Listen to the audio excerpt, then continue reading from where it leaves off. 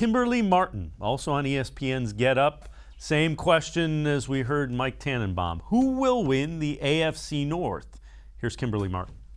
I'm going Browns, and I'm glad Dominique brought up trusting the organization, because the reason I believe in the Browns is actually has nothing to, I shouldn't say nothing to do with what's on the field, but it's really about the front office and Kevin Stefanski. We've been here before with the Browns. This a team that seems on the verge of being good, and then they take a step back. I actually think Andrew Berry and Kevin Stefanski, I think they have this organization headed in the right direction, and you've seen Baker take steps. I think they'll take another one this year. I think that's a really important point, because this is the franchise that for so many years couldn't get anything right. And now it just goes to show you get the right people in charge, and now that entire level of confidence turns. And Scott, I got to agree with that. There haven't been too many missteps by Andrew Berry since he's taken over. I can't really think of any at this point.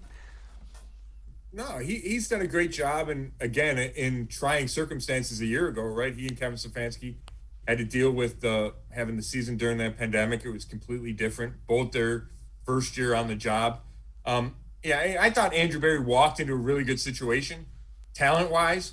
Kevin Stefanski as well, but Kevin Stefanski, he took over for a coach who wasn't successful, and they were 6-10, and he did a great job turning them around. And I think there's a sense of stability. You include Paul DePodesta in that triumvirate, kind of the power structure in Berea.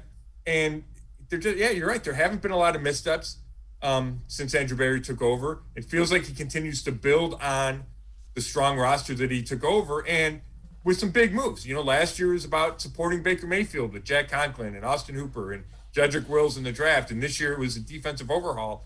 So I don't think you can overstate the importance of not having dysfunction in the organization, because Kimberly was right. That was the downfall for more than one talented Browns team, and you only have to go back to 2019 when everybody thought they would be good, and they weren't, and that had a lot to do with poor coaching and kind of poor, dynamics within the organization. The other thing is, and again, they're going to have draft picks that don't hit. That's just the nature of the NFL draft.